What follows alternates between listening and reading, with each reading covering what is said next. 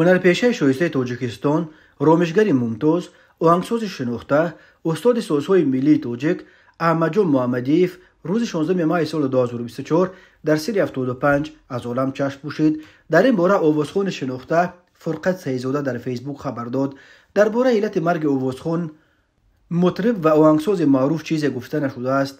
احمدجان محمدیف 12 فوریه سال 1949 در دهه تربت نوح ایثار به دنیا آمده.